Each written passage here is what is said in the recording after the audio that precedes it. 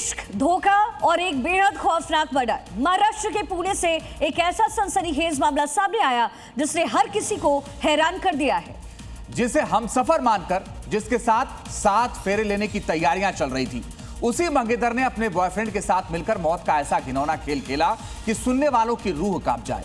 इंदौर के चर्चित राजा रघुवंशी हत्याकांड की तरह ही पुणे के ऐतिहासिक लोहागढ़ किले में 26 साल के रियल एस्टेट कारोबारी केतन अग्रवाल की हत्या कर दी गई। हत्या का आरोप किसी और पर नहीं बल्कि केतन की मंगेतर सिया गोयल और उसके बॉयफ्रेंड चेतन चौधरी पर लगाए। पुलिस ने दोनों को गिरफ्तार कर लिया है और आगे की जांच फिलहाल चल रही है। लेकिन बड़ी बात यह है कि नवंबर में शादी होने वाली थी, फरवरी में सगाई हो चुकी थी और उसके बाद उसे मौत के घाट उतार दिया गया। तो पुणे से ये सन्न कर देने वाली खबर सामने आई है। पुणे की सिया ने मंगेतर को कैसे मारा है, अब ये इसका खुलासा हुआ।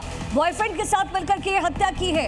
ट्रैकिंग के लिए लोहागढ़ फोर्ट दोनों गए, उससे बुलाया, अपने मंगेतर को बुलाया और किले से धक्का मार करके मंगेतर को मार डाला। ये बड़ी जानकारी इस समय पुणे से मिल रही है। सगाई के बाद शादी की तैयारी चल रही थी और इसी नवंबर में शादी थी। जयपुर में एक भव्य कार्यक्रम होना था जहां पर शादी होनी थी और उससे पहले 19 जून को सिया का जन्मदिन था और 18 तारीख को उसने अपने मंगेतर को मार दिया। वही केतन मर्डर केस में ये बहुत बड़ा खुलासा हो रहा है। एक के बाद एक ही परतें खुलती हुई नजर आ रही है।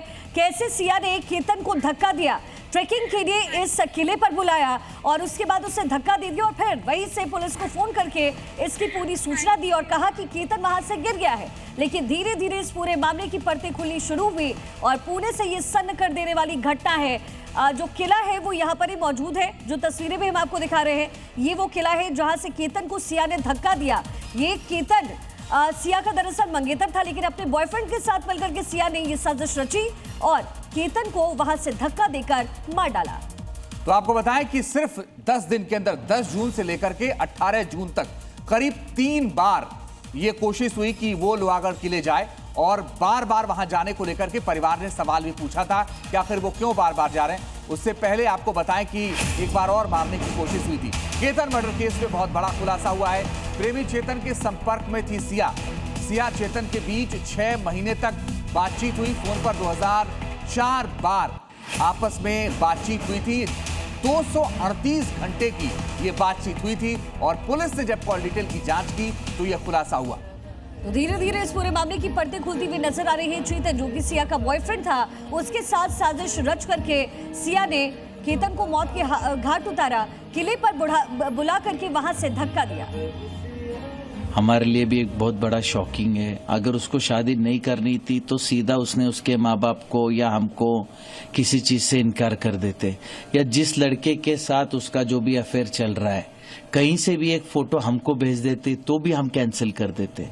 इन लोगों ने इतना बड़ा कदम उठाने का क्यों सोचा और क्या इनकी मानसिकता है?